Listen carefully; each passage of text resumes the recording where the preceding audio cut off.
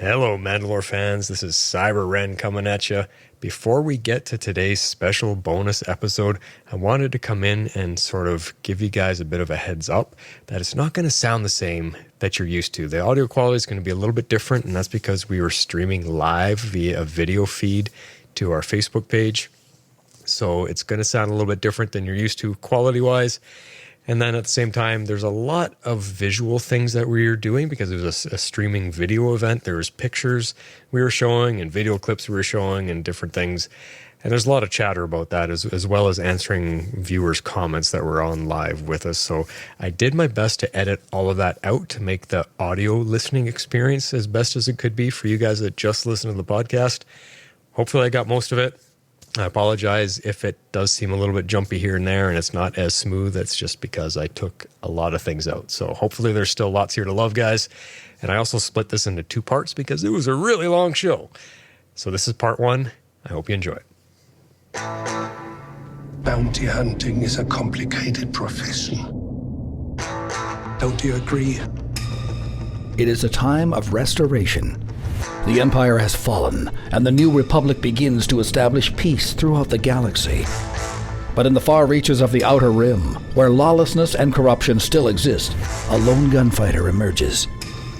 Join Cyber Ren and DC-8 as they track the adventures of the Mandalorian. This is the MandaLore Podcast. DC-8, I think I played the wrong file.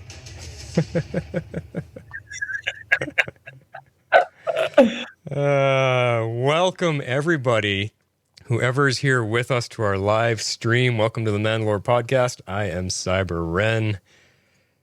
I am D Vizsla. Yes, you are indeed. A little identity crisis tonight. Yeah, no big deal. No big deal. Well, we got an intro here. Let me just go through our intro. I said, welcome to the MandaLore, the definitive podcast for the Mandalorian.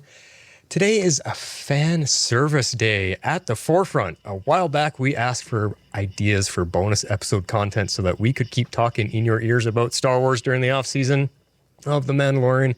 And we loved this fun idea that came through from Haley Crowell Curry.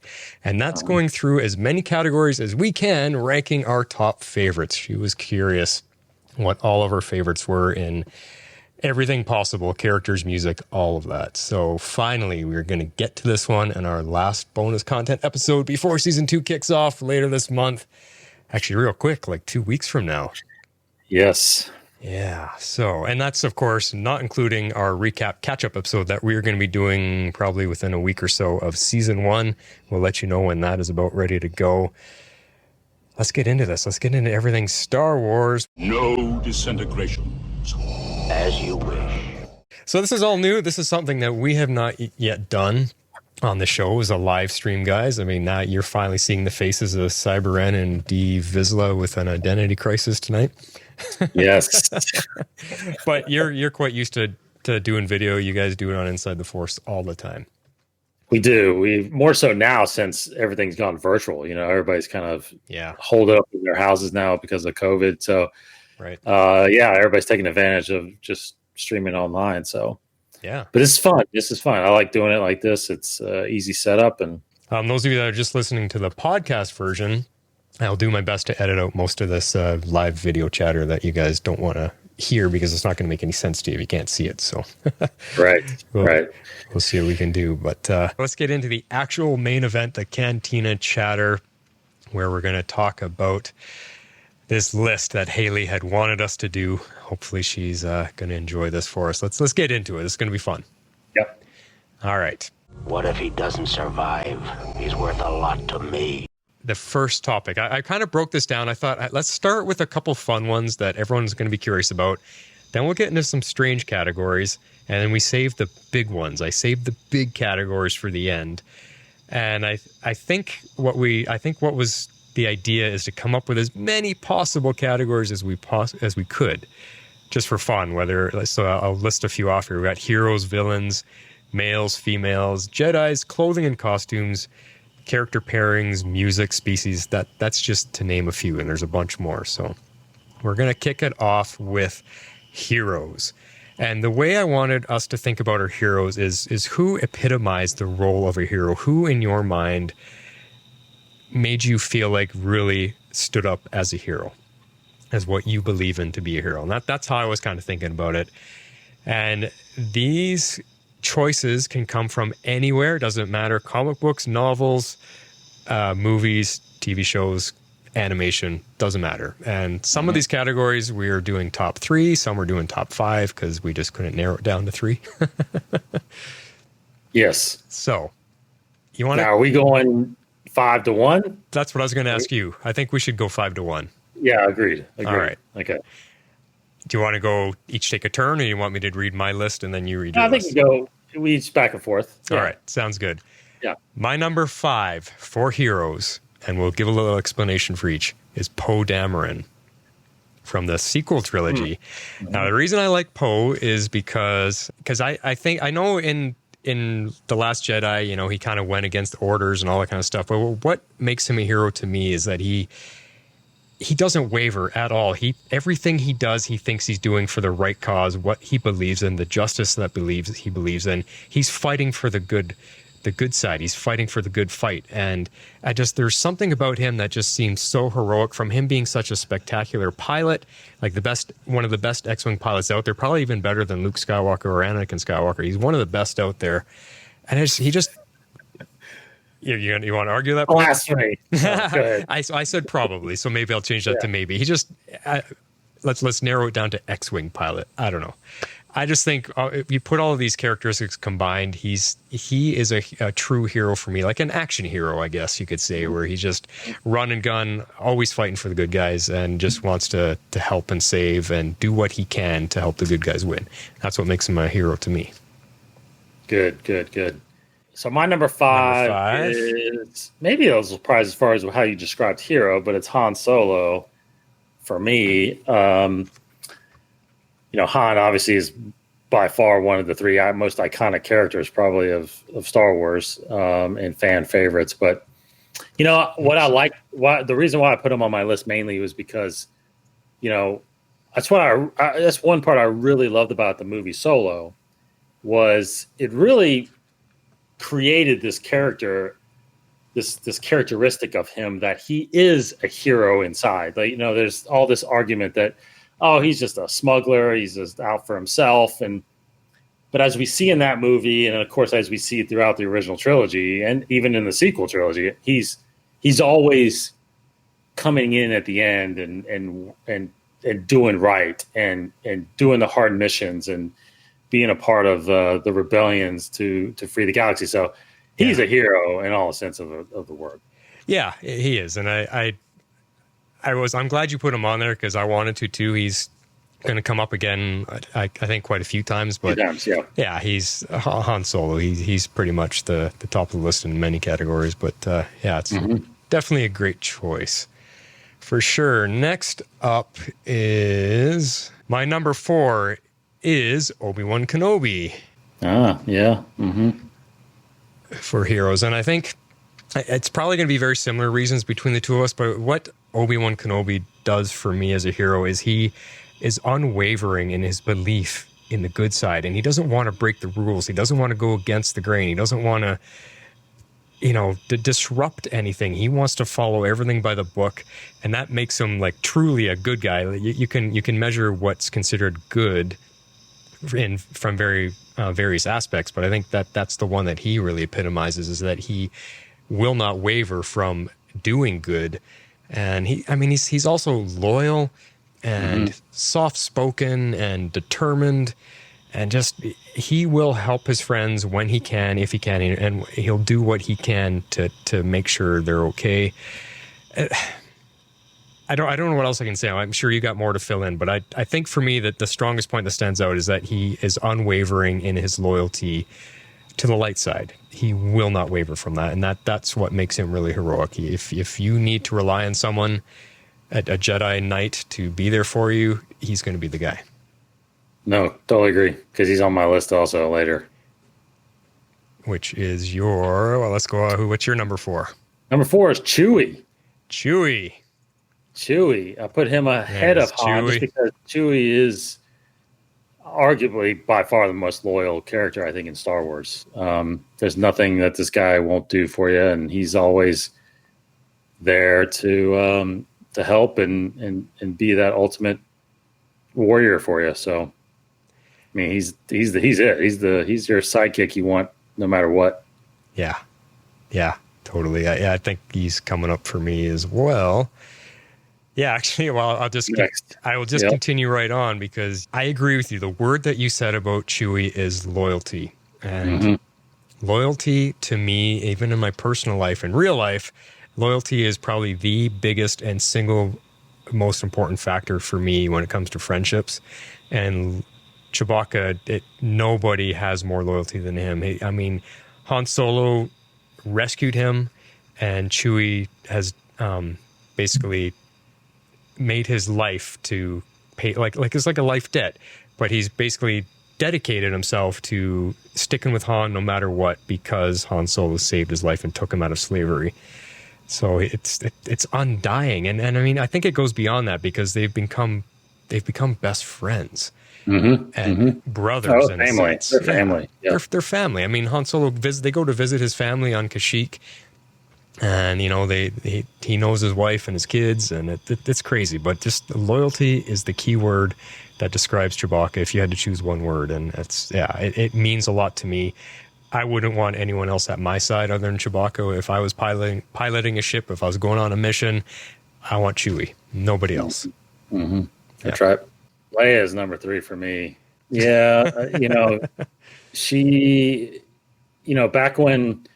Of course, there's all this, significance and historic history with her character back in the 70s and 80s, because female characters weren't, as popular, I think, as male characters back then. So, yeah, I think George putting her as the lead. I mean, arguably, she is the lead character in the original Star Wars, because she's the one that's always driving. She's the one that's running the rebellion, in a sense. I mean, true. And she doesn't waver throughout all the years of being an Alderaanian refugee, in a sense. Her whole planet's destroyed. Her family's gone. Yeah. But she still is focused and determined and very strong, and of course it reflects who Carrie Fisher was as well. So one of my favorite characters by far, and an ultimate hero in Star Wars by far. Yeah. When I saw on your list there, I knew we were going to be able to talk about her. I do agree with you. She's fearless, and determined is a good word to describe her. She's a leader, and when she gives down the orders, you don't question it. It's not that you're only following orders. Yes, General, yes, Commander, whatever. You're also like, it's Princess Leia. Like, I'm listening to her, and she's got, I mean, there's so many qualities to her. I mean, her love story with Han Solo is fantastic. The fact that we got to see a glimpse of her training and becoming a Jedi, that gave so much more depth to her that we had always wanted to see, which really just elevated her through the roof for, heroic standards to me, because now we see that she did become a Jedi. She finished her training. She just chose to take a different path. She has that training in the background for when she needs it, but she chose to be the leader that, the rebels need her to be, instead of a Jedi doing what Luke's doing. So, yeah. All right, let's go down to our number 2s. And this may surprise some people, but I am choosing Rey, as in Rey Skywalker, as my number 2 for heroes. And I think what Rey did for me, she was very much a female, the female half to Luke Skywalker. She very much, and a lot of people may have complained about that, we've seen this character before, but I think Rey, and the actress Daisy Ridley, she took it to another level. Her performance is what won me over. This is a Jedi that I would love to watch continue. I would love to see a whole trilogy based around her. I would love to see a lot more of her and see her character and her story develop as she gets older, because she's still fairly young. kind of like what we got to see with Luke. But again, with her, very similar qualities that I've already expressed.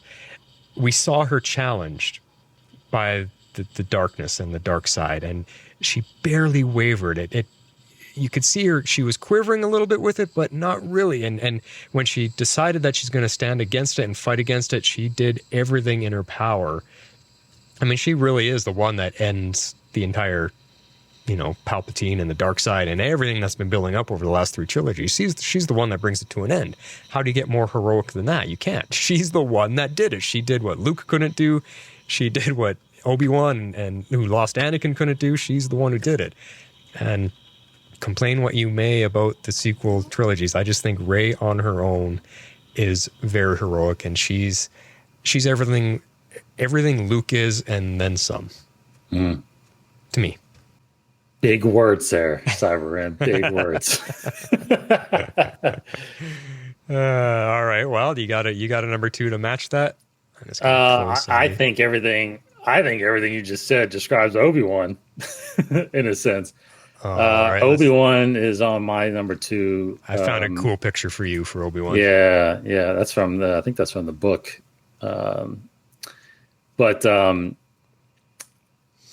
Obi-Wan is.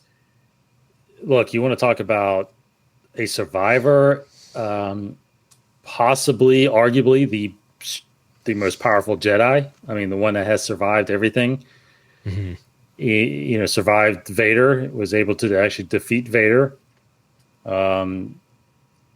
Just lived through the Purge, lived through 19 years of the dark times, and he is, the way he was trained, even though he was trained by Qui-Gon, who was a little wavering as far as, what his beliefs were with the council and whatnot. Obi-Wan found that balance of when the council was right, when the council was wrong, when to go with them, when to still do good. And he did his best with Anakin. So I don't know. He's a great character. I think he's become more and more popular, especially the prequels and Ewan McGregor's portrayal. And then now, of course, with the series coming out, I mean, I think his popularity is just growing, and people are noticing that he's the one that's held all of this together. I mean, if it wasn't for him, the Empire would have truly won, I think. So he's one of the best. And he's gone up in my list. He wasn't on my list a few years ago. He's definitely gone up, especially, and I think the Clone Wars did a lot for his character as well. Yeah, I'm glad you brought that up, because that's what I wanted to add. Clone Wars really developed his story a lot more, and a lot of characters that we're going to get to, but I think Obi-Wan, it allowed us to see a lot more of him. And, because when we got introduced to Obi-Wan, he was an old man. So we just got to see him begin Luke's training, and that was pretty much it. Mm-hmm. And so Clone Wars, well, first of all, I mean, the prequels allowed us to see a younger Obi-Wan, which Ewan McGregor just brought such presence to the role. He is the standout actor of the prequels, because if there's anything to complain about the prequels, it's the acting performances by a lot of the characters. But Ewan was the one that, I think, then the words that you said, held everything together. He also held the prequels together because of his presence that he can command. Yeah, I agree with you. Everything you said, I've already talked about him. He was on my list a little farther down, but don't mess with Obi-Wan. He's stoic. He's amazing. He is. No. All right, our number 1s for heroes, and we both agree. So I'm going to flip between 2 pictures here. We both agreed on this one as our number 1 heroic character that epitomizes what a hero is. It is this guy right here, Yoda. Mm-hmm. Yep. Now, what I can say about Yoda, I mean, he's the Jedi Master. He's the one. You talk about holding it together. I think if he wasn't around, we might not have any Jedis trained. Right. And it's his wisdom. That is my favorite thing about Yoda. He's 900 years plus old.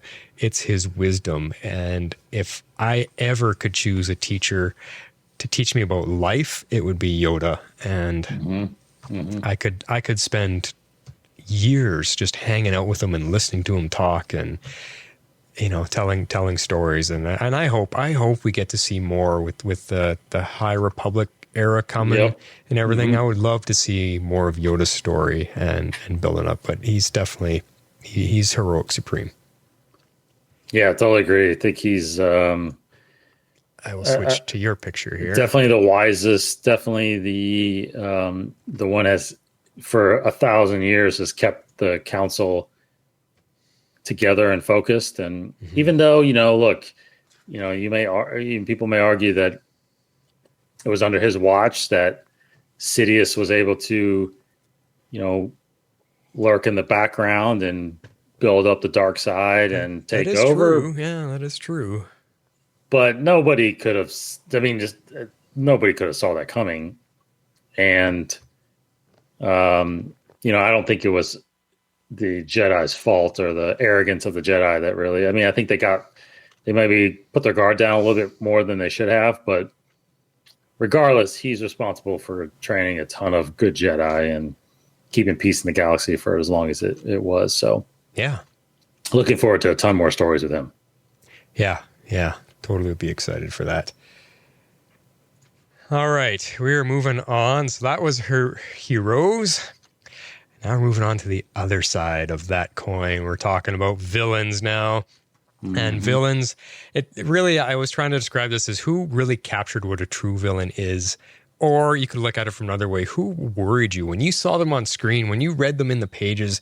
Who gave you that, oh crap, we're in trouble now because this villain just gives you that uh-oh feeling? And that's how I kind of put together my villains. And we'll start at our top 5. And actually, my number 5 is your number 4, but we'll take turns here. Darth Maul is who I'm going to...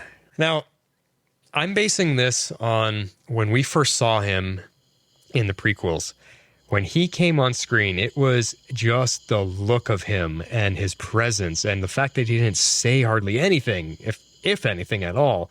And when he lit up this dual lightsaber like we're seeing, this was a villain I thought, oh, wow, this guy is replacing Darth Vader. Here's our Darth Vader for this trilogy, which... made the shock even more, strong that he didn't even make it through the first movie.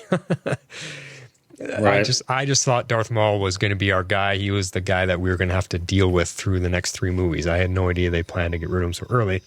He comes back later on in the animations, of course, but he had the look, he had the menacing everything, the aura about him, and that's why I'm going. The initial feeling I got was like, wow, who is that guy? There's a villain we haven't seen before, and this guy is amazing, and it's just stuck with me ever since.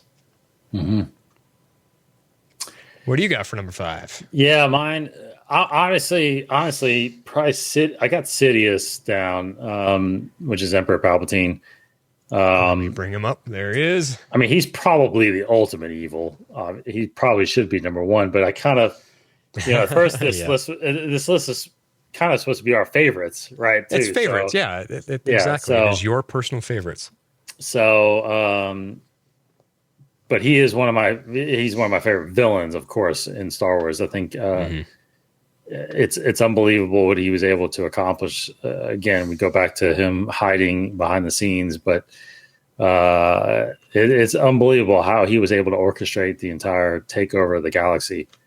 And almost to the point where it was handed to him. It wasn't like he actually had to do much to it. He did enough to make it just happen the way it happened with the Clone Wars and whatnot. So, and then of course him resurrecting and coming back in the sequel trilogy was exciting, and wish he would actually showed up sooner.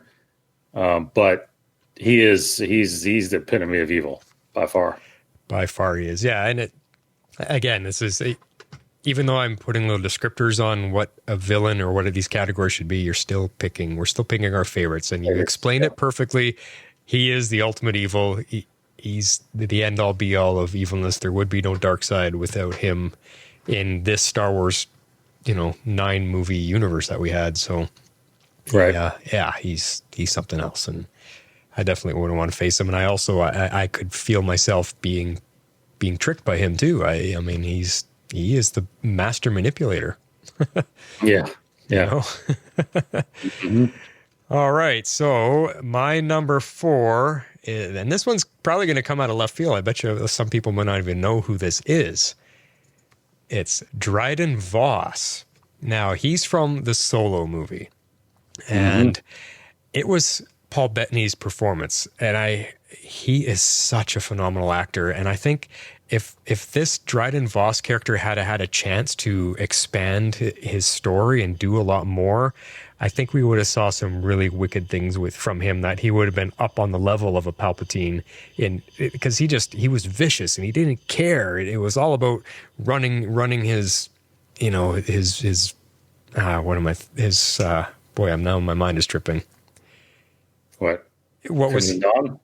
What was he in charge of and everything? Crimson Dawn, and his whole, Syndicate. Syndicate. That's the word. Thank you. Syndicate is what I was trying to think of.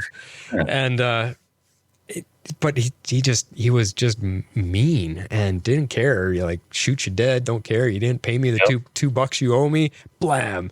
Whatever. I think this guy had a lot of potential, and I would like to have seen more of him. So it's too bad, but he really hit hard to me, and that's all because of Paul Bettany. My number 4, it was your number 5. Mine was Darth Maul. I mean, all the reasons you said, but I think he wouldn't have been on my list had he just shown up in episode 1 and died. I think the fact that we got his whole story now through the Clone Wars and of course Rebels, it was unbelievable the way he was brought in the Rebels. So, Right. Knowing his whole complete story and seeing, him pop up in in Solo with a possible continuation of his story during that point, Yeah. we could get a lot more of him, but either way, he's a fantastic, he's become a fantastic, interesting villain to follow. Yeah, I mean, and look at the story he's gone through, from being cut in half to being saved to being spliced to a robotic spider body and being completely insane, and then coming full circle when his brother comes to save him. I mean, he's had a hell of a story arc. No wonder he's a little messed up in the head. Well, yeah. Yeah. Right, yeah, definitely. All right. Going down to number 3. This guy is General Grievous. And it's the initial impact of this character. When you see him finally take off his robes and he's got 4 arms and 4 lightsabers and he's spinning those things around, and he's mostly machine. There's not much, live material left of him. You just look at him. If that is not a Star Wars nightmare, I mean, this is the most nightmarish character I think they've ever had. Right? I mean, I would not. You can imagine this guy coming down a dark alley at you in the middle of the night. Hell no. He is freaky, and that to me is a villain. When you see a guy that just scares you to the bones by looking at him, that's scary. And I mean, his role, it wasn't a big role, but. And he had some problems. I mean, he's suffering from health, and we see a lot of him in the animations as well. His health is poor, and they kind of made him look like a bit of a bumbling, always failing his tasks that are sent to him, which I didn't really like because I wanted him to be a lot cooler. But to me, again, it's just him that we saw in the movies, in the prequels. When he fought Obi-Wan, it's just, I mean, how do you fight a guy with 4 lightsabers? And it's insane. He's freaky. Yeah. Good Very pick. freaky. Yeah. Again, it's Sam Witwer when he voiced Maul is just fantastic. Sam Witwer is a great voice actor. He also voices Palpatine and the Emperor sometimes. Most of the time. I did not know that. In Rebels and in the games. Yep. Right. All right. You're number 3. Number 3 is Boba Fett. Yes. Tell us about Boba Fett. Man, by far one of the most iconic characters, given this limited amount of screen time this guy has had, which we talked about on your council sessions. Absolutely. Yeah. He's amazing how popular this guy, for just showing up briefly in episode 5, the beginning of episode 6, and ultimately dying, maybe. We don't know. But again, his character was expanded on a little bit in the prequels and in the Clone Wars as a young Boba Fett, Yep. pre Mandalorian armor. But he is labeled one of the most dangerous bounty hunters in the galaxy. So we haven't truly seen that in a sense yet. I don't know if we ever will. We probably will in maybe books and comics, possibly. There was a Boba Fett movie that was in talks happening, but that didn't go through. So, Yeah. Will we ever get some more stories? Well, I hope we do. I hope we actually get a series of him some point. You can early prequel or early original trilogy time. Yeah. That would be a good time to have a story with Boba Fett. But he's the original Mandalorian as far as fandom goes. He is. Yeah, I agree with everything you said, and we'll come back to him again in a moment with more to say about Boba Fett. Well, you're next, yeah. Yeah, because he is my number 2. That's right. Yeah, I agree with you. And we talked about this on your council sessions that I guested with you on, and we've talked about him on Mandalore as well. Like, it's the look. He has got the look. And when you see him and you hear his voice for the first time, and you find out he's a bounty hunter and he's the most feared across the galaxy, and it just everything, they're feeding us all this information about him, and you don't even care. You're just like, oh, he's cool.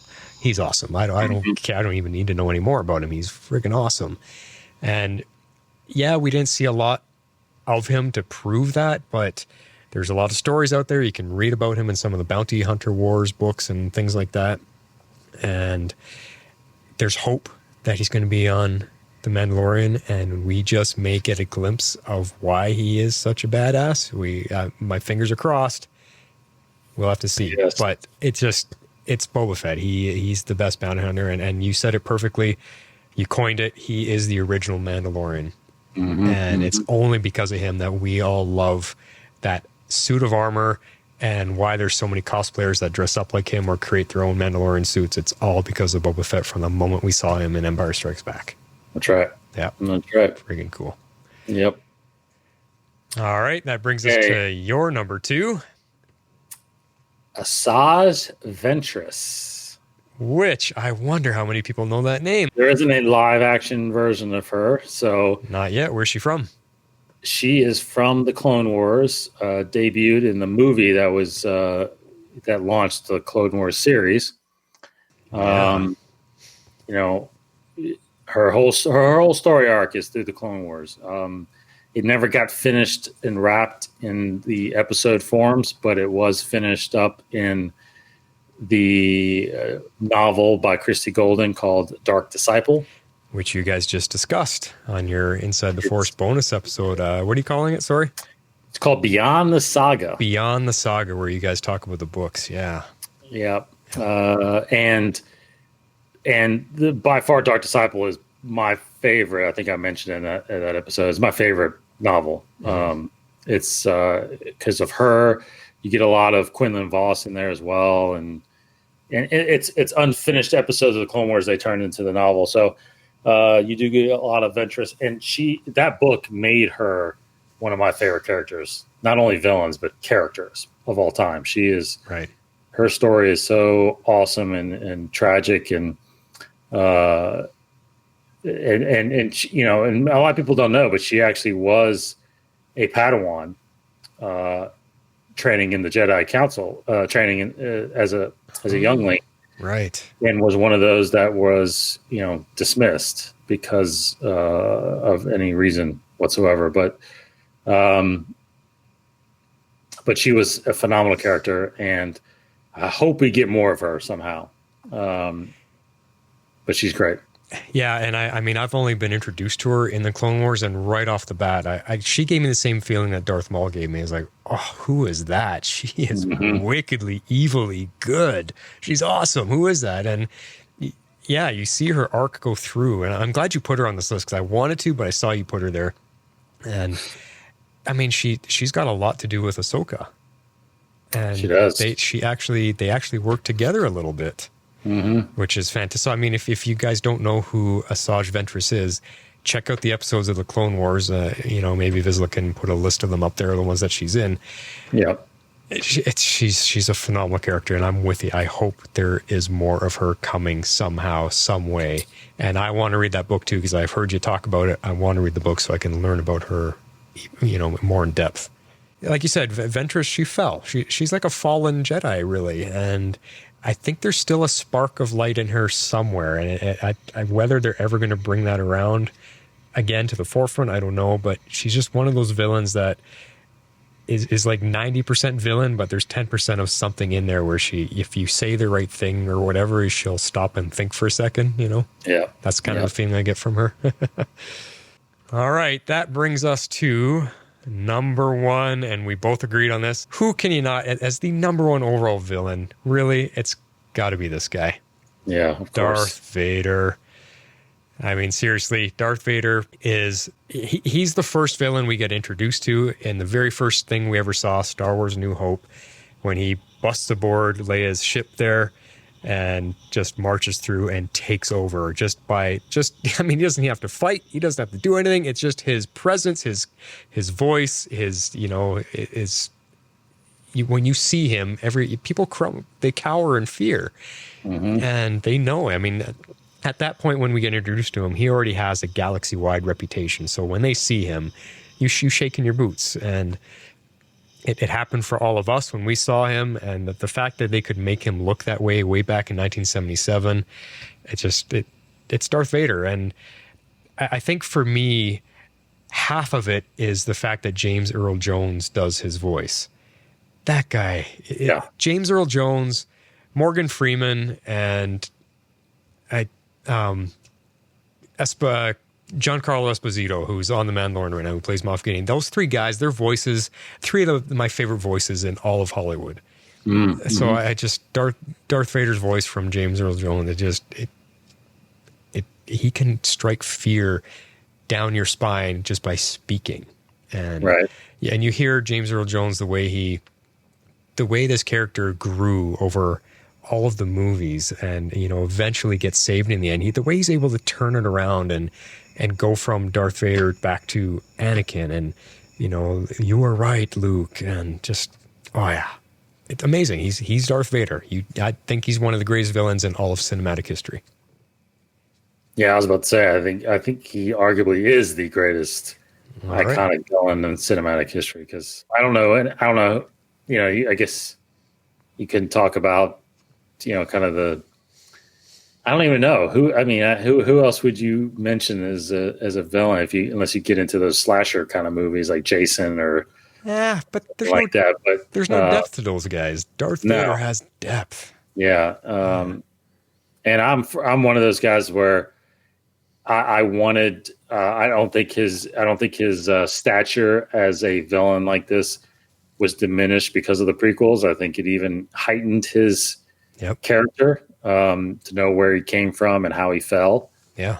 And he still struggles. We're learning that he still struggles, even in the original trilogy, that he still struggles with the loss of Padme and still trying to figure out how to deal with his kids and finding out that he has kids and stuff like that. So there is a struggle within this villain, which makes him even more impressive.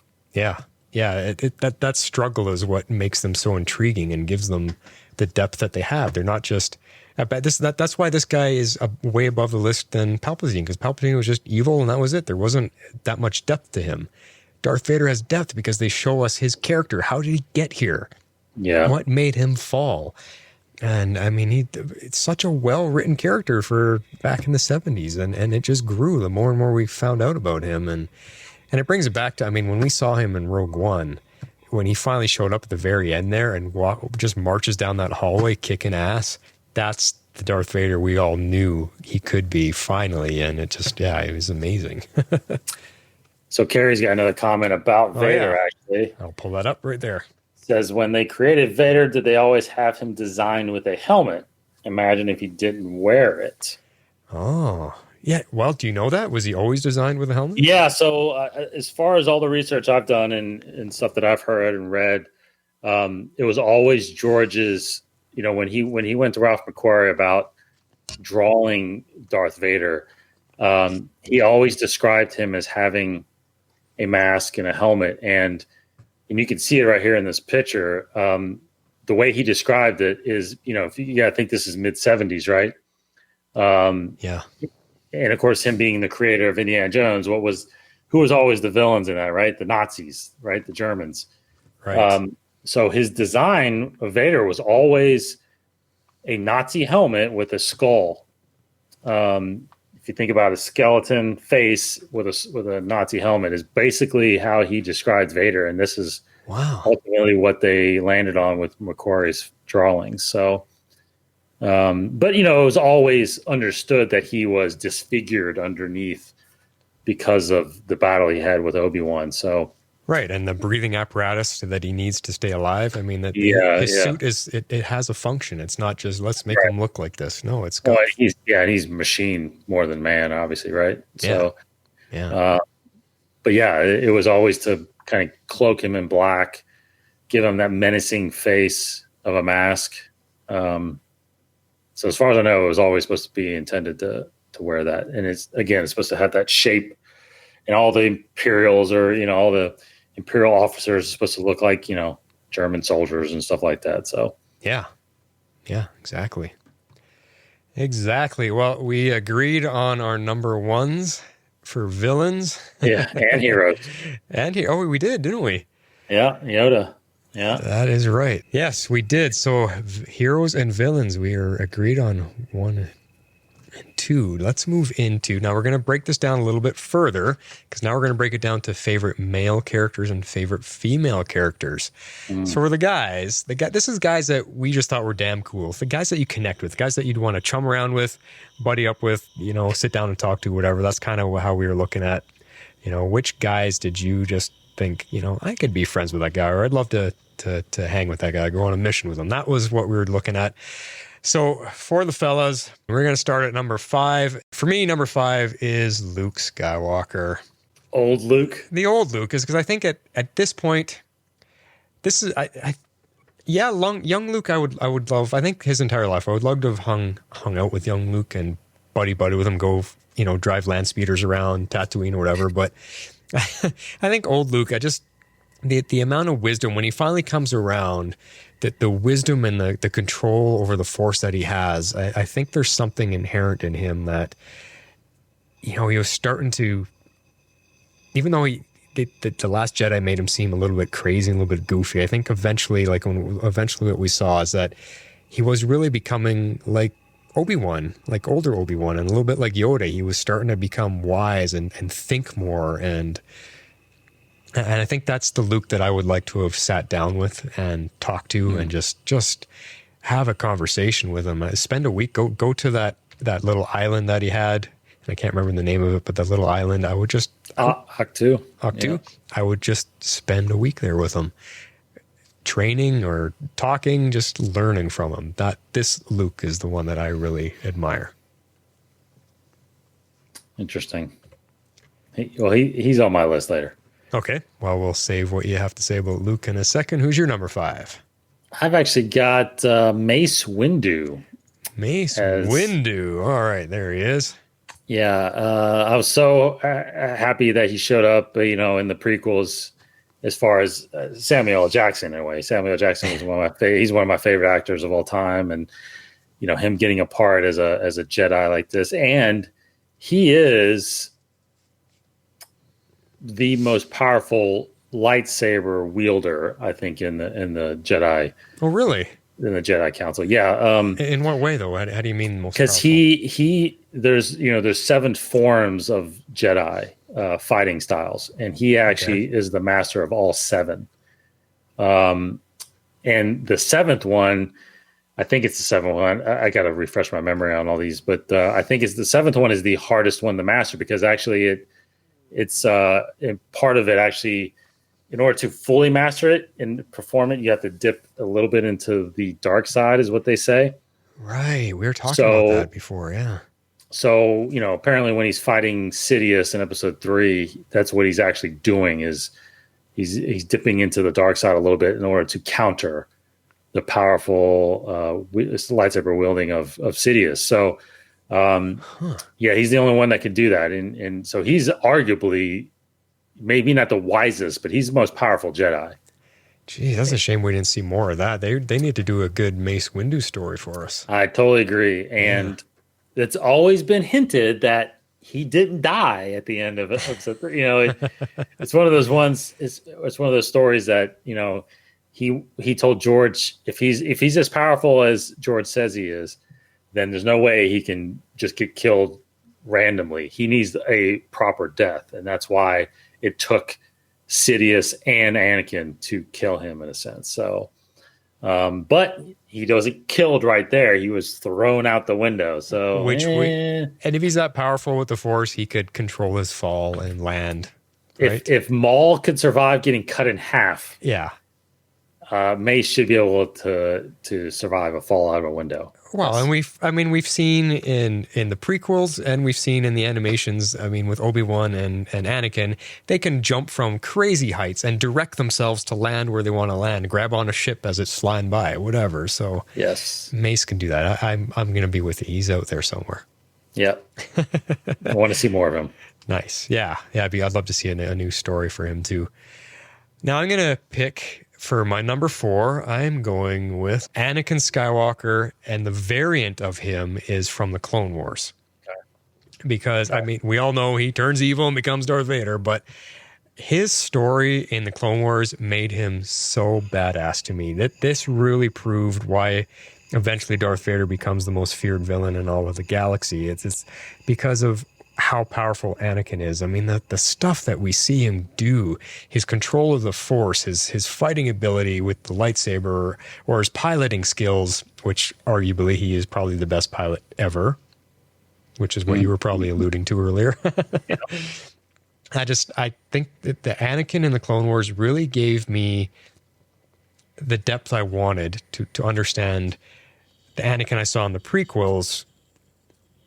How he went from Anakin to falling in love with Padme to becoming Darth Vader. His story was so fast. Everything was so crunched for time in the prequels. And the Clone Wars just fleshed him out in such a way that it really grew on me. And he's one of my favorite characters from the Clone Wars because we got to see who Anakin is and why he's so, such a badass. Really. Yes, very true. So, yeah. Who's your number 4? My number 4 is Han. Han Solo. Mm-hmm. He was on my list of heroes, but he's one of my favorite male characters by far. All right. Yeah, I'm with you. I'll talk about Han again, but I want to hear why you like him as one of your favorite guys out there. Well, I think, everything we said before, just the heroic side of him, the side that we saw more, introduced more in Solo to get his background a little bit as far as, not always being that smug guy that just turns his back on everybody and wants his way. He is actually looking to do the right thing and the good things. And, he did his best to bring his son back. I think the Han Solo we got in The Force Awakens I think that was his movie. And I think that was a really great portrayal again of Harrison Ford with Han in that movie. I really liked that movie because of Han Solo. Yeah. And there's stories of him in books and novels that are really good, in comics that keep his demeanor there as far as being a hero. So, right. He's one of the big 3, man. One of the big 3 that built Star Wars, Yeah, he's part of the Holy Trinity for Star Wars, really, yeah. Yeah, I'll save what I want to add to it for later because he's coming up on my list as well. Right. But yeah, everything you said, you're totally right for sure. So moving on to our number 3s. This one, again, I don't know if people are going to know the name and I may mispronounce it, but Chirrut Imwe. Chirrut Imwe. Crazy. There we go, nice full screen. Yeah, so I wanted to put him on the list because there's something about him. He's one of these characters because he's from Rogue One, and nobody survived Rogue One, so we'll never see him again unless we get a prequel about his story. And this guy, it was his dedication to the Force because he wasn't a Jedi, but yet he believed in it so strongly that he was able to tap into it a little bit himself. And he was just so devout and so good natured, and I just felt this overwhelming calmness about him that made me feel calm when he was on screen. And I thought, man, I think hanging out with him would be like spending time with the monks in Tibet. You would just feel at peace with him. And then knowing that he could protect your ass if you needed to, and he could teach you a lot. There's just something about him. And I really, really wish that we saw more of him. And if there's the Cassian Andor series coming out, if he could pop into that somehow, some way, I don't know how those two characters would be connected earlier before Rogue One. I don't know. I would just love to see this guy again. Yeah, good pull. Interesting pull. Yeah. He's a good character for sure. All right. Your number 3 is? My number 3 is Luke Skywalker. Luke Skywalker. Yes. He's the reason. Look, he's the reason why I kind of fell in love with the Jedi side of Star Wars, watching his rise to greatness through the original trilogy growing up. Right. Being that kid to learn and getting introduced to the Force and New Hope, training in Empire, and then of course bringing the Jedi back in Episode 6. He's when you wielded a lightsaber back then, that's who you wanted to be, was Luke Skywalker. Yeah. Yeah, exactly. As a kid, we all wanted to be Luke Skywalker. I mean, that's all we had was the original movies. Luke was the hero. He was the kid growing up. We all related to that. He's the guy. You want to be Luke Skywalker. So yeah, I totally agree with you. Before we move into our number 2s. I'm not so happy what they did with him in the sequel trilogy, but that's a whole nother story. We'll come back to that thought. Yeah. Carrie says, random query. The sequel trilogy was stories about Han in The Force Awakens, Luke in The Last Jedi, and Rise of Skywalker was supposed to be Leia's movie. I would love to know how that would have turned out. Same here. Yeah.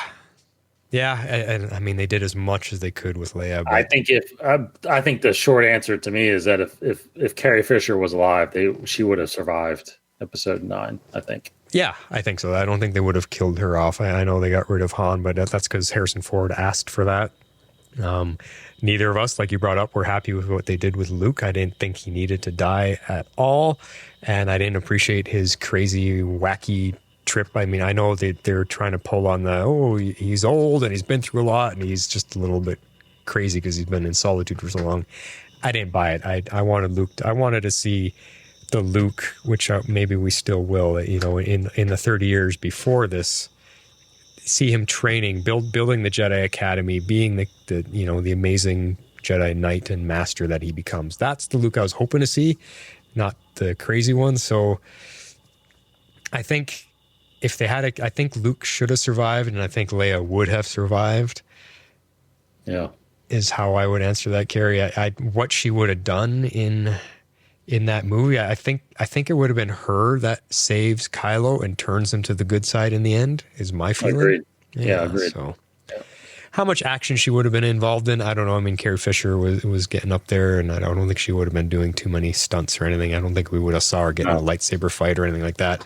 We may have seen her training Rey a little bit more, maybe. That might have been something. Yeah, I think it would have been a lot more interaction with Rey and a lot more part of the rebellion story side of things, yeah. Yeah, so, yeah, which is unfortunate. But let's move into, what are we in our number twos? Number twos. All right, number twos. I am going with my favorite male character. We've talked about him already, Chewbacca.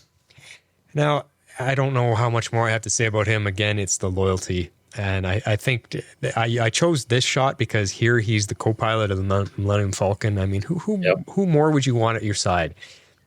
He's big, he's strong, he can fight, he can rip limbs from sockets, he can pilot a starship, he can pilot anything, and he's got a really cool gun, his bow gun. Like, and he's loyal. I don't know.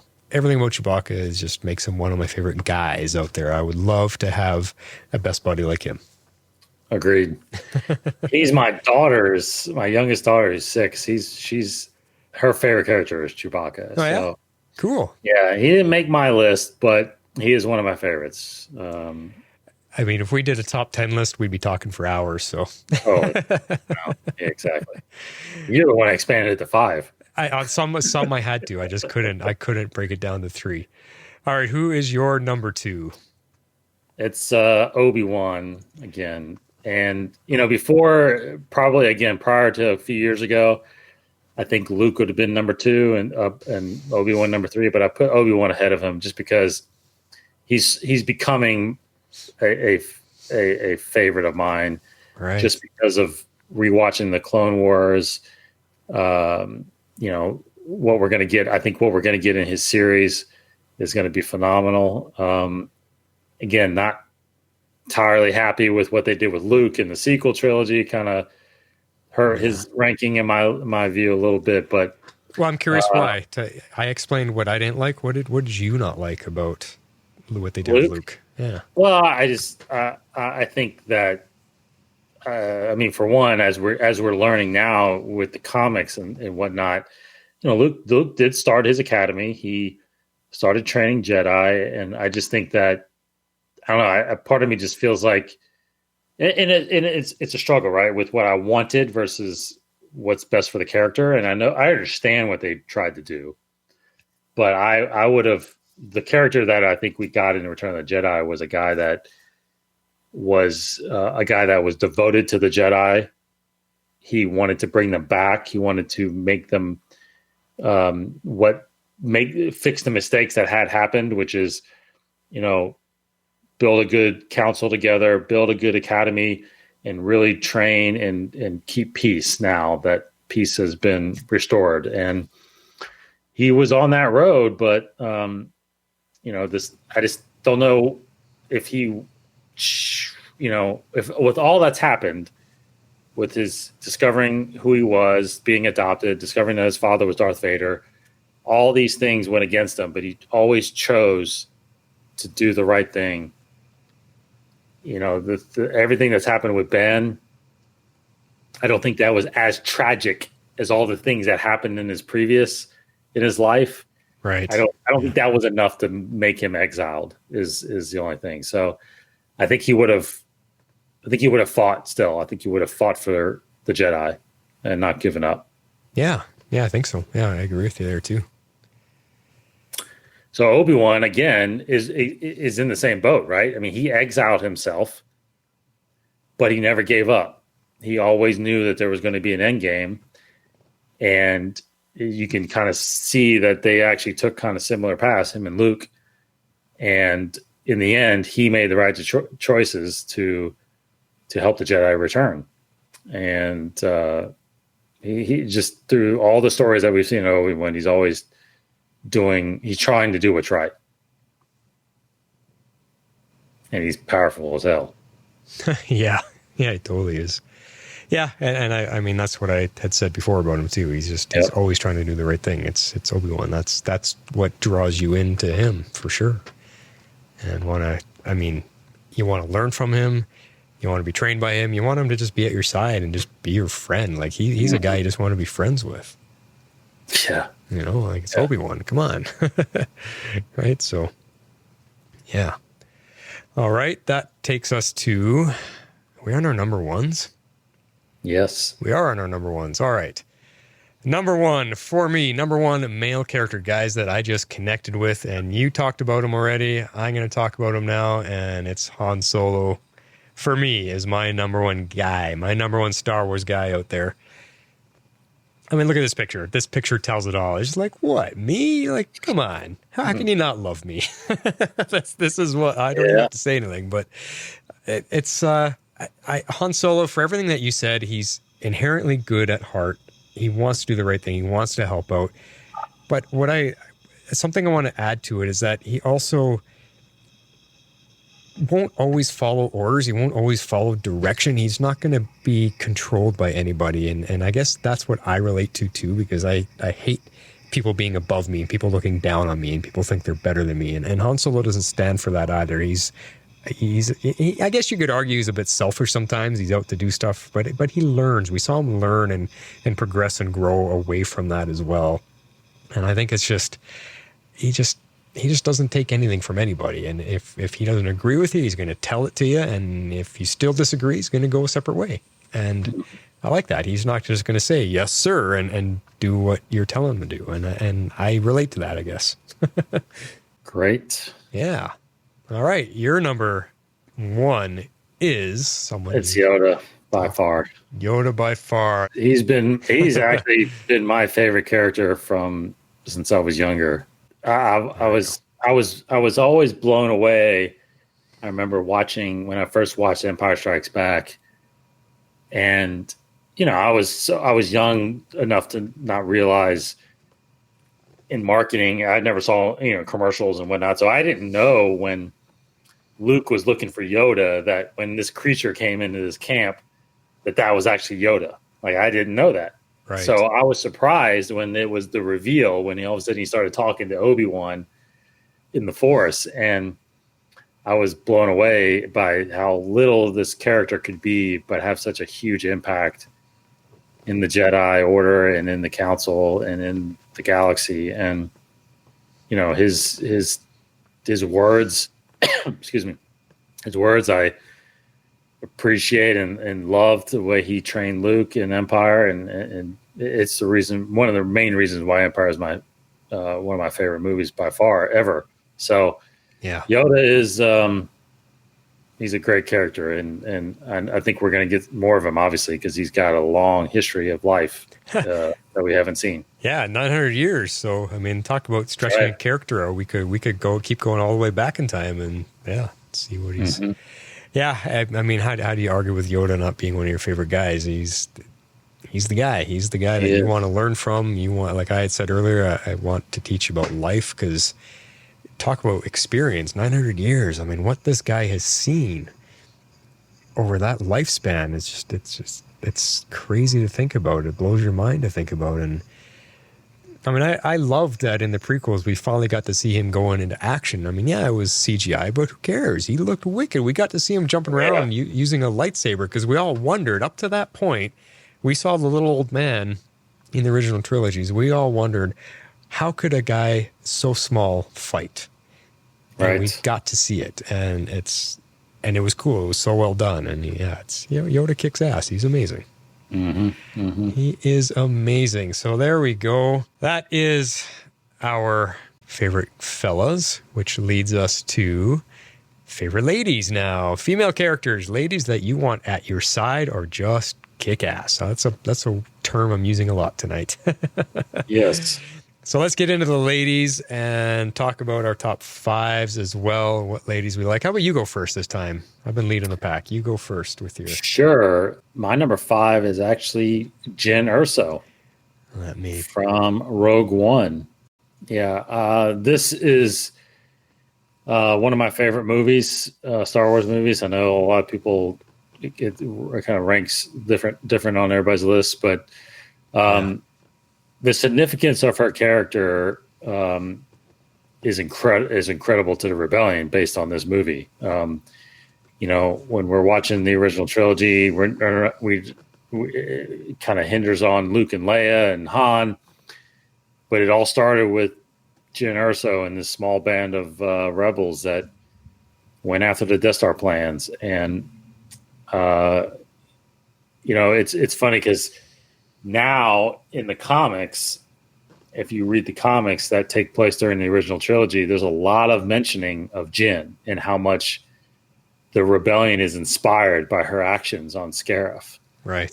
So she, even though we never in the films see her mentioned because it happened, this movie happened after that, obviously. Right.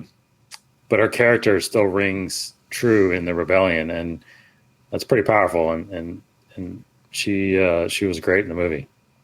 She totally was. And I mean, I think I remember when Rogan was coming out and we saw that it was going to be a female lead, everyone looked at her and like, what? We already got Rey. Like, God, she's very similar to Rey. Like, is this going to be the same character or what's going on here? And there was a bit of confusion there.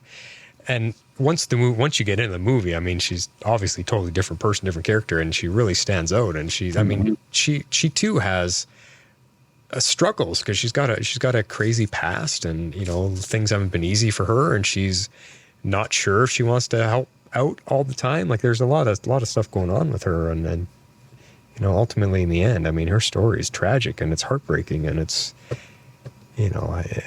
again, will we get to see her in the Cassian Andor series? Yeah, I doubt it, but Doubt it. Yeah. Okay. I mean, these are all these question marks, but yeah. No, Sure. I'm with you. It's just unfortunate. Unfortunate that we don't get to see more of her. I know. All right. So you're number 5. My number 5, you guys are probably used to hearing about this. One of my favorite leading ladies, Miss Cara Dune from The Mandalorian, which is what this show is all about. And I love Cara. I love how she's been taken on by Gina Carano, who I've been a fan of for many, many years. For 20 plus years, I've been a fan of this actress and athlete. So we're only scraping the surface of what this character is going to bring us. Season 2, we're going to see a lot more. And as we've talked on this show before, Favreau has said that he's got plans for her. He's got plans to show us some of her past and, just go more in depth with who she is, which I'm very excited to see. So I cannot wait to see more Cara Dune. No, it's good. It's a good pull. She's definitely. I think as more stories come out of her, she'll even grow in more popularity. Yeah. All right, moving on to your number 4. And that would be Ahsoka Tano. All right. Yeah, by far, taken a long time for her to develop into what she has become, which is, I think, arguably one of the favorite amongst most Star Wars fans now. But it took a while because the Clone Wars was a 5-6 year long process of developing her character.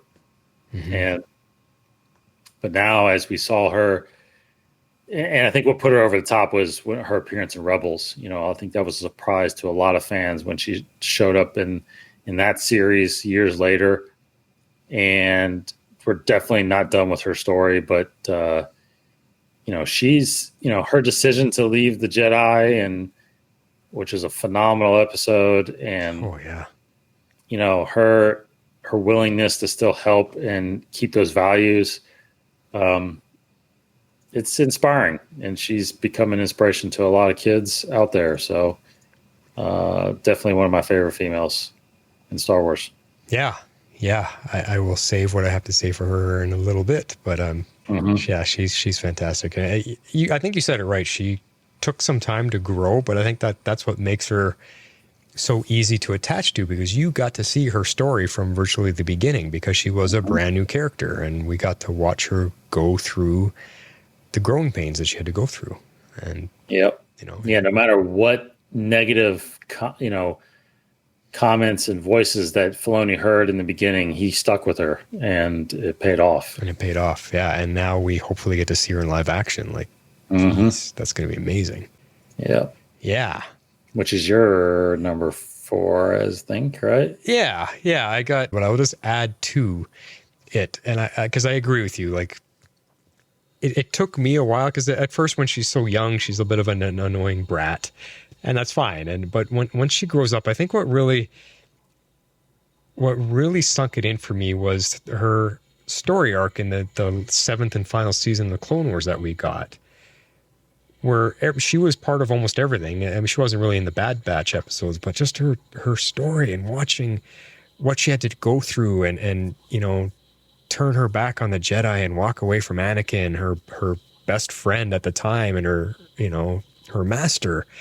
That really pulled on my heartstrings. That really, really bit in for me, her story, and wanting to root for her. And again, I guess I have this bit of rebellious side myself, as again, she didn't agree with the Jedi Council. She didn't agree with their decisions and the paths they were taking.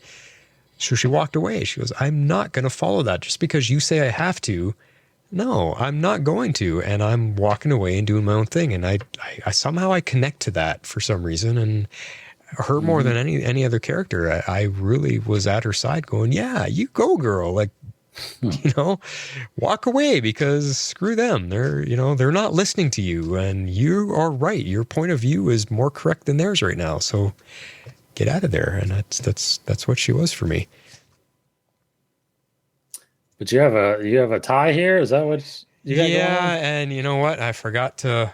Bo-Katan is a tie, and I only gave us 5, but I guess I actually have 6. But Bo-Katan is also up there with Ahsoka as one of my favorite lady characters. Just something about Bo-Katan I also really connected with. I love her story arc. When we first meet her, she's kind of not really that nice. She's a bit of a bad guy. She's not very friendly, and we get to watch her slowly crack that shell that she has on, and we see the character that she is, the woman that she is. And when she starts to be exposed a little bit, it's just like, wow, who is this Bo-Katan? She's a phenomenal character, a Mandalorian. She's there's something about her loyalty to her people and her planet and her toughness. Just I like tough women, and I think just the way she portrays that aspect of her being, it just really struck me as this character is amazing. And if we get to see her in live action on The Mandalorian, played by Katie Sackhoff, I will hit the floor. I think she's the one I'm most excited to see. Yeah.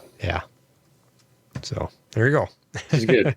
Number 3 is someone we've already mentioned. I've mentioned Ventress. Yes, you have mentioned Ventress. Again, Anything you want to add? Really? No, not really. I mean, Dark Disciple, again, I can't stress that book enough. It's a phenomenal book.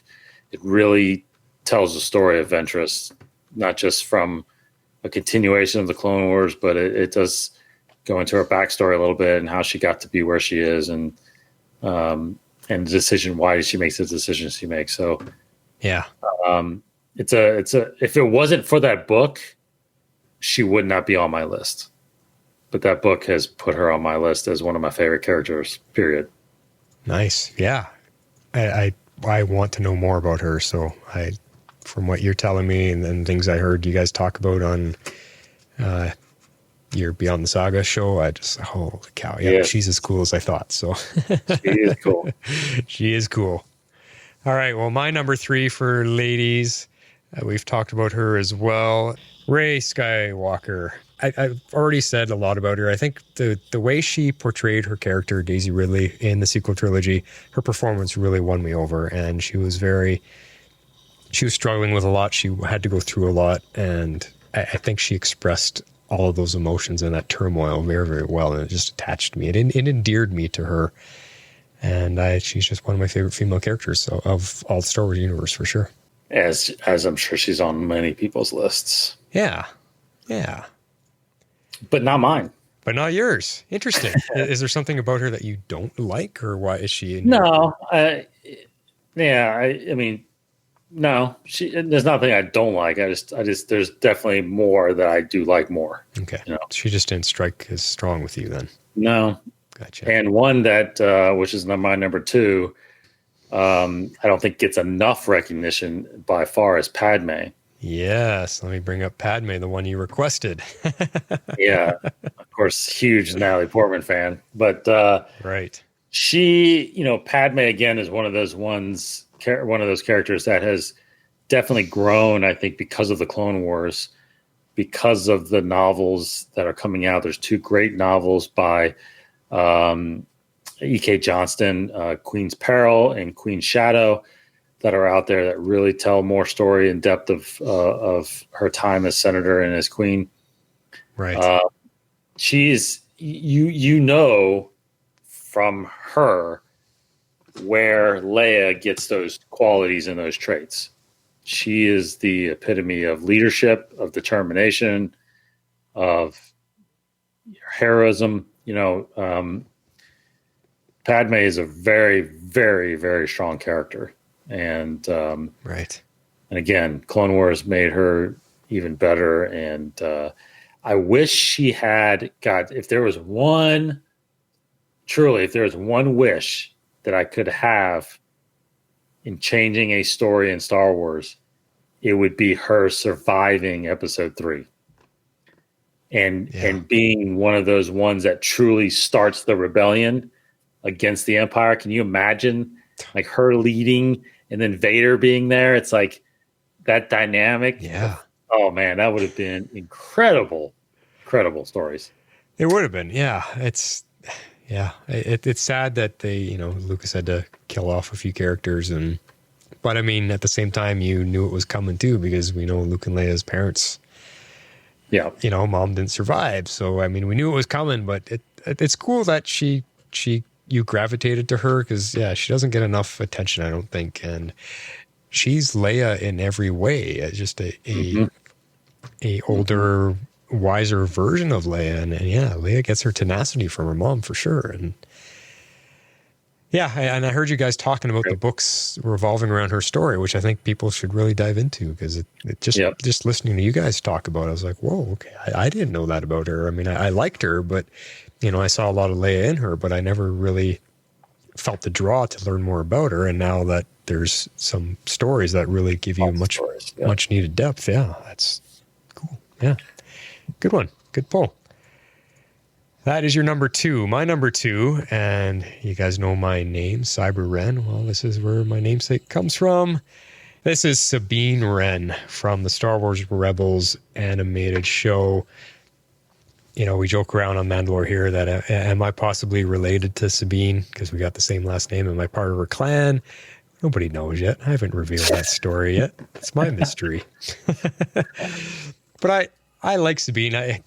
Again, she's one of those characters that just struck me as soon as we saw her with her look, because she's just got this neat exotic look to her, and the color in her hair, and she's got a very personalized Mandalorian suit of armor. And and then you get to know her. She's got a bit of an attitude. She's a bit edgy, and I just there's just so much fun involved with her that I fell in love with her right away. She's just fun, and I'd love to hang out with her, really, because she's cool. She's cool and she's fun. So Sabine Wren, my namesake, half of my namesake. Yeah, she's good, and I think she's definitely one that's we're going to get more stories of. I hope so. Yeah, I hope they continue her on for sure. All right, number 1. Number 1 is by far Princess Leia.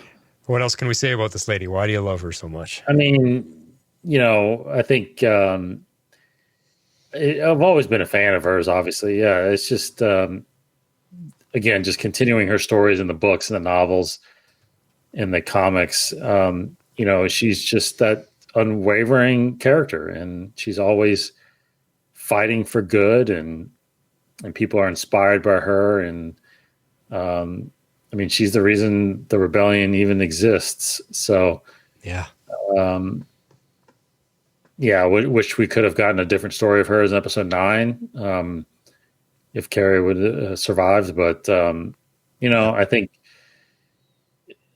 she's just an inspiration to a lot of Star Wars fans, and I think as young girls, like my girls that are growing up, they're definitely inspired by someone like her.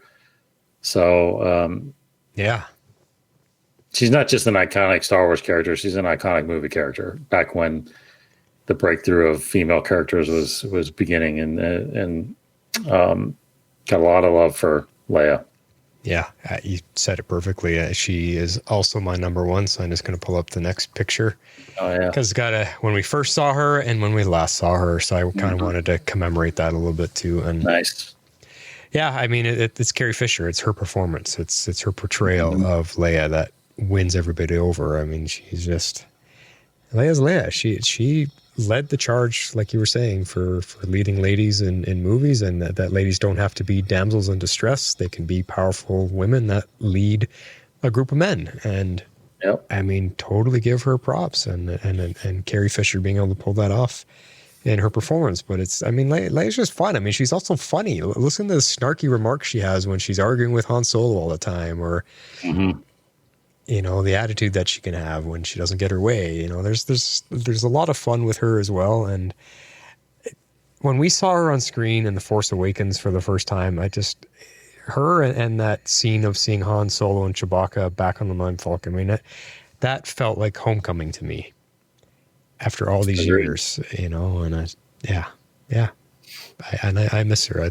That's one of the biggest losses to me for movie characters and yes, and actors of our time, of our lifetime, Vizsla, I think, is losing Carrie Fisher. So, Oh yeah, she's the only princess for me. for anybody. Yeah.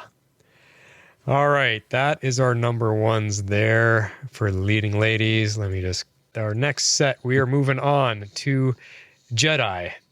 And this is just the top three. I just was curious. We've talked about a lot of these characters already. We'll just go through this one kind of quick.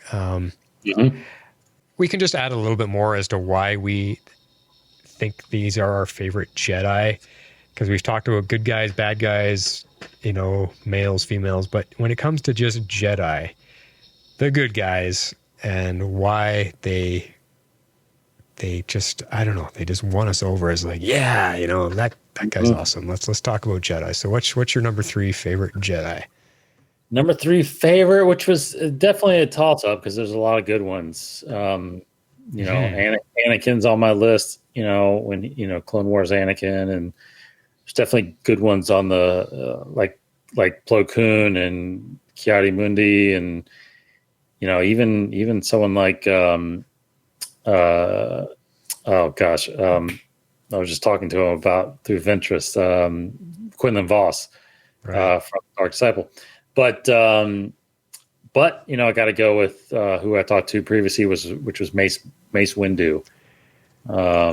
Mace Windu. There, look at that mean picture of him. Yeah, loved him, and finally saw him in action in Attack of the Clones. But then, of course, in Revenge of the Sith, he was very. That scene with him and Sidious was phenomenal, and just loved the character of and the presence of him in those movies. I think I think we got enough of him. I don't in the movies, but there's definitely stories beyond there. And there's there was a comic that came out during the Clone Wars of Mace. I think there should be more of those coming out. We should be able to get some more of those. And I think Sam Jackson would definitely be open to come back as Mace Windu. That would be cool. That would be cool to see him do it. So it would have to be that he survived, because Sam's obviously quite a bit older now. So it would have to be that he survived as an older Mace Windu. Yeah, Sam Jackson doesn't look like he ages much. So that's true. That is true. No, good pick again for sure. You mentioned him already. My third favorite Jedi is Anakin. And again, it's the Clone Wars version of him for all the same reasons I already spoke of. We really got to see what Anakin is capable of and why he becomes the most feared villain.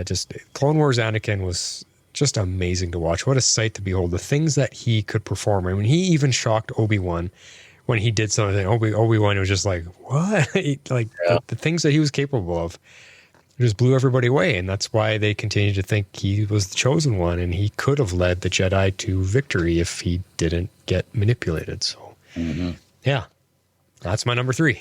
Awesome. Getting kind of repeating ourselves here, but Obi-Wan, number 2. Yep. Yeah, we don't have to say too much more. I just got more cool pictures. So, cool Jedi. Yep. Yeah. No, can't wait for his series, man. I'm excited. Hey. Yeah, and we're going to be covering it here on the Mandalore. We'll be covering Obi-Wan's series. So, yep, I can't disagree with that. Moving on to my number 2, I had brought this picture up before. I love Rey. I know she's not one of your favorites, but I love Rey. I think I think if we got to see her stories continue, now that she has defeated the dark side, she's going to go continue the training, study the Jedi texts, and just I can imagine how powerful she'll become, because you look at what she was able to accomplish. Imagine what she could be in 20 years for herself. So yeah, that's kind of where I put her up on the list for that. All right, number 1, we share it. I'm going to bring up this picture. We already saw this one, but this is our tie for number 1. Favorite Jedi, Yoda, of course. Yes. Yep. And what can we add to that? I mean, Yoda's Yoda. He's the master. Well, I think, I think a lot will be possibly answered. We don't know where he is from. We don't know what species is. It's something that the Mandalorian seems to be diving into. So there's going to be some connection there, I think. And do I need to know where he's from? I don't. Does it matter? Sure, that's fine. But I think not knowing is fine. I think, but definitely I've said this when the prequels came out, like I want to know more about Yoda's past, and I want to see him with different generations of Jedi and leading those years. And so we're getting that now with the High Republic, and I'm sure we'll get some stuff even further back in time at some point. Yeah, I think so.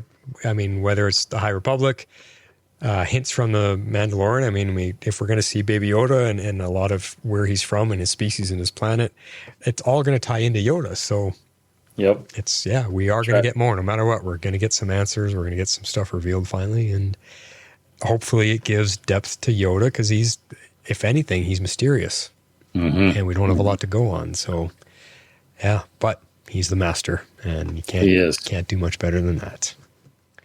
All right, let's move on to our next category. I know that, like you said, I was getting a little repetitive. We're moving on from some of those kind of characters. Let's talk about droids, because this is an interesting one, I think.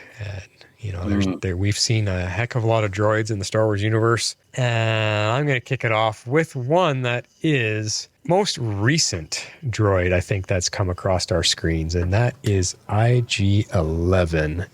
IG-11 won me over from the moment we saw him and the moment we heard him speak, because Taika's voice acting for him is just amazing. And we knew IG-88, but we never saw him move other than his head swiveling. So to see an IG series droid in full battle action, I was just floored. And whoa, this guy is awesome. He rocks. And he was funny. Always wanting to self-destruct, and yes, and then he comes to the rescue in the end of season 1, and I fell in love with him. He's definitely my top 3 favorite droids of all time. Very good. No, we unfortunately won't get too much. We won't get any more of him really, unless I know. Yeah, unless they come out repair him. But no, yeah. Great pick. For you?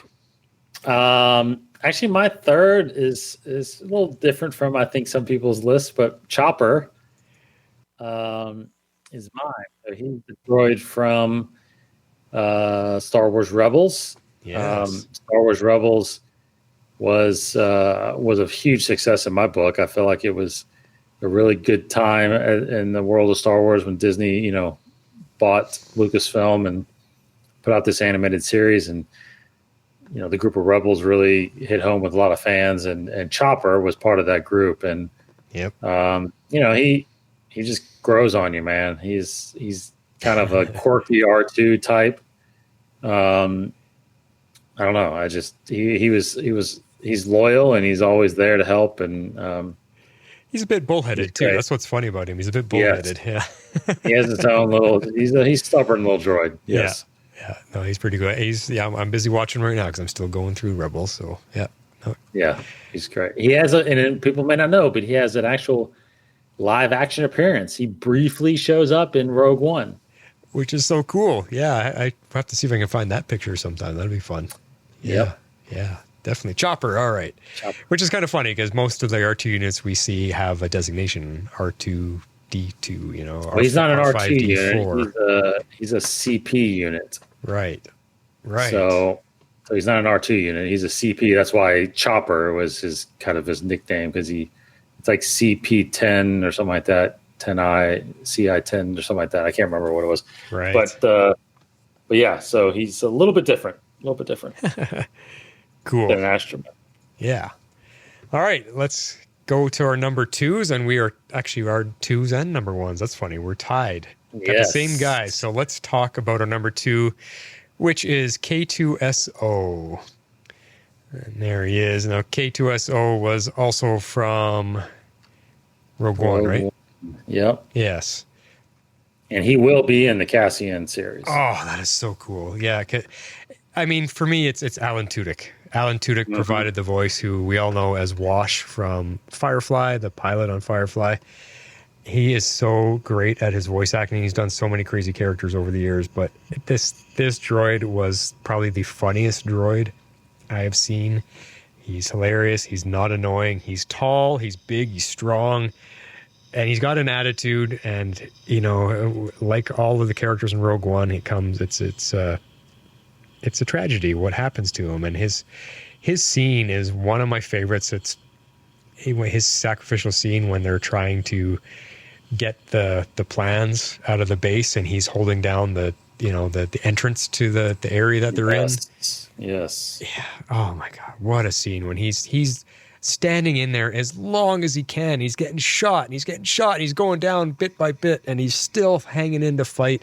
Oh my God, it was traumatic to watch. It was emotional. I mean, we've said before, Star Wars and their droids, that somehow they make us tear up over these robots, and it's crazy. And K2SO was one of them. Yeah, I think you're right. Those scenes were what grew on me during that movie was his interactions with Jin, because he didn't trust Jin in the beginning, and slowly he started trusting her. And that scene, like you said, when he's about to defend them going into the vault, she hands him that blaster. He says, "You continue to amaze me," and he sacrificed himself for them. And he was just great in the movie. Yeah. He really is one of the ones that made that movie great. Yeah, and what's his story? Isn't he a reprogrammed Imperial droid? Yeah, he's an Imperial droid reprogrammed. Yeah, so you can see the Imperial symbol right there on his arm. Yeah. Yeah, he's reprogrammed. So, and I think that's what we're going to get in the Cassian series. I think we're going to see that point where he gets captured and reprogrammed. Oh, so we'll see the evil side of him first, probably. I think so. I think we will. Oh, Yep. That'll be so cool. Yep. Cool. Oh, amazing. All right, well, let's get to our number one, which we are also tied on, and I think he's probably the world over favorite droid ever, and it's this little guy, R2-D2. Who doesn't love R2-D2? If I hadn't separated the droids from the other ones, he might be in the top 2 of my favorite characters of all time. Yeah, you're right. Yeah. This droid has so much personality. You fall in love with him from the moment you see him. He looks cool. He's made of my favorite colors, blue and silver. He looks great. He's funny. He's got attitude. He's super loyal, which we always come back to. I mean, this is where we first understood about droids being able to be loyal. His loyalty to every master that he's part of or that he's working with, the undying loyalty just draws me in. And this guy, this little guy, he's got a sense of humor. He's not scared. He's fearless and he's capable. There's so many situations that they would not gotten out of, no matter whatever characters he's with. If it wasn't for R2-D2, he saves the day so many times. Yeah. I don't know what else to say besides he's always there. I mean, I love actually what is his first introduction with, getting into the storyline of the Skywalker saga, which is, saving the Queen's ship in episode 1, where he jumps into that heroic status right off the bat, so. Yeah.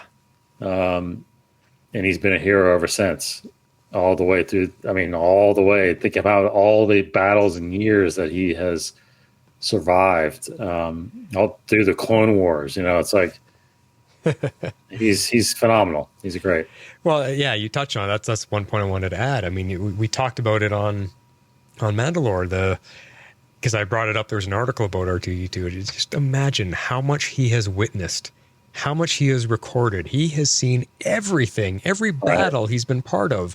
He knows the good guys, the bad guys. He's witnessed the secrets that nobody else knows. I mean, this droid he's been there through thick and thin. And yeah, he's the most beloved out of all of them. He is. Yeah. Yeah. All right. Away from droids and moving into, now we're going to get into, we talked about a lot of characters and stuff. So now we're going to get into a few of our little more side categories, something I thought would be fun to talk about just to include in here. And the first one coming up is character pairings. And there's not going to be anything visual about this. I wasn't going to try to find, I could have found video clips for this, but we're going to just move along with the show here now. Character pairings are who you enjoyed watching together. If they had such fun scenes, such dramatic scenes, heart-wrenching scenes, whatever it was, when you saw these two on the screen together, you just absolutely fell in love with them interacting with each other. That's what this one is all about. So this, I'll let you start it off again. Who was your number 3 favorite character pairing? It's I think we actually have the same. It's Anakin and Obi-Wan From the during Clone Wars. Yeah, Yes. prior to him falling to the dark side. You know, seeing those missions together, they each kind of leading their own battalion of clone troopers, just working together, and you can truly see that they're family and that they've become brothers, which ultimately is Anakin's demise, right? So, Yeah. how much he cares for them and whatnot. So, but no, it's, you know, you don't get that camaraderie with each other during the movies. You have to see them in the Clone Wars to really understand how much they care about each other and how much they know about each other. Yeah, it's touched on a little bit in the prequels, but because the prequels move so fast to show us the fall to become Invader that we don't. I think him and Obi-Wan's relationship kind of becomes the side story, and it is, like you said, it's Clone Wars that really drives that home. Why? And you use the word brothers, which is exactly what these guys become. They're brothers, and I think Obi-Wan even states that in the 3rd movie, doesn't he? Oh yeah, you're my brother, Anakin. Yeah, Yeah. sure. So it's just watching their journey together and watching that, you know, how Obi-Wan trains him, why Anakin, you know, struggles with him wanting to be a freelancer, so to speak, when, you know, Obi-Wan wants to follow the book all the time. There's so many aspects to their relationships, you know, whether they get along or whether they disagree, yet they always have each other's back no matter what, and they're always concerned for each other's well-being and safety. The Clone Wars drives that home, and I love it. I love following those two guys on screen for sure. Agreed. All right, what's your next pairing? Number 2. My number 2 is Mando and the Child. All right, I'll wait to share my thoughts. I'm curious why you put them at number 2. Well, I think it's a very unexpected pairing, and I'm putting them there mainly because I expect more from them, obviously, as the series goes on. Right. And I feel like I'm going to enjoy them and love them even more. Yeah. So it's very young in that, the very, you know, young and short in that relationship right now. But that's a little bit of an anticipation right now that I feel like that they're going to grow on me more and more. And they probably might move up to number 1 if the series goes long enough.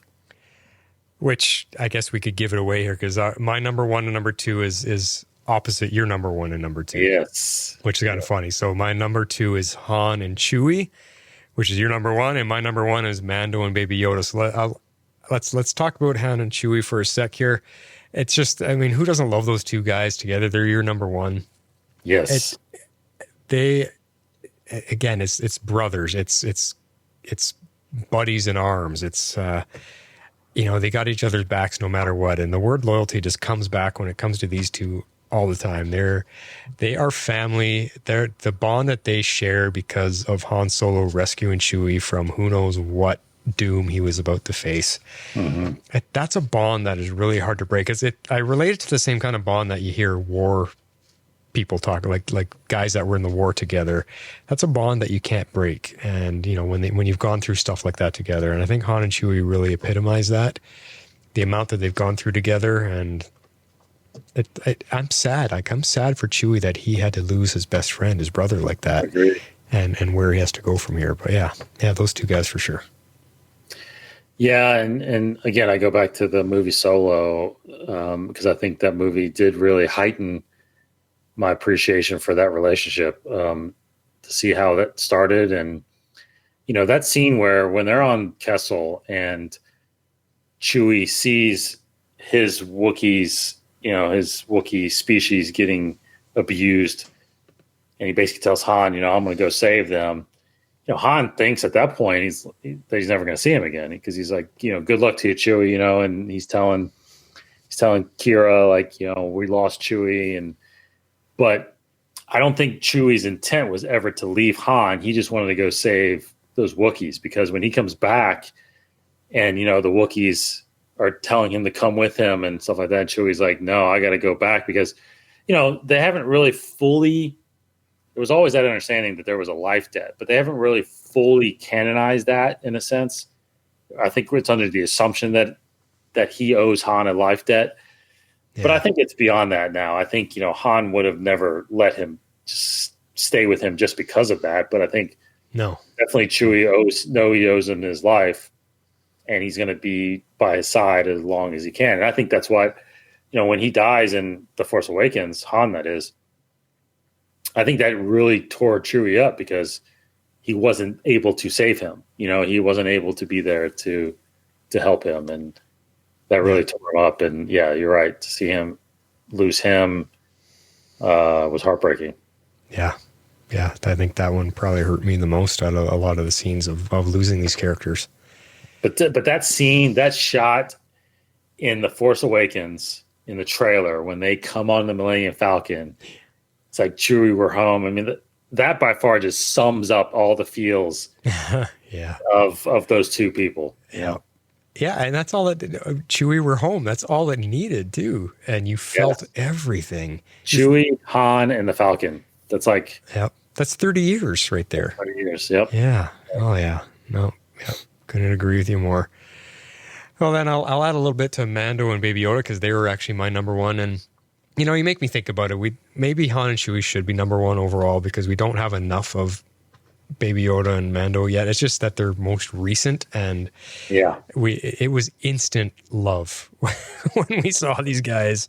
I mean, Baby Yoda instantly, and you just can't get enough of them watching those scenes over and over and over again. But I think I'm with you in what you said. I just cannot wait for season 2 to start. I cannot wait to see their adventures together and see the relationship that develops between the two of them, because I have a feeling it's going to be a very similar style of friendship as Han and Chewie, that undying loyalty, and they understand each other. They got each other's backs. And I mean, you just see it in the trailer alone, in the few shots that we see.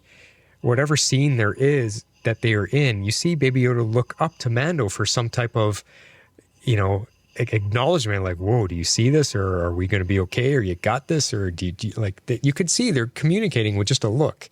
And he's looking to Mando for something, and I just see that something's developing between the two of them. There's this, I think he's going to trust Mando implicitly, and it's going to grow. There's not a lot to go on, but there's so much that's coming that I'm looking forward to. Yeah. And that concludes part 1 of this 2-part special bonus event. Part 2 is coming right up on the next episode. The MandaLore is not affiliated with Disney, Lucasfilm, or Fairview Entertainment. This is a fan-made podcast for entertainment purposes only. All music and sound effects are solely owned by their respective properties.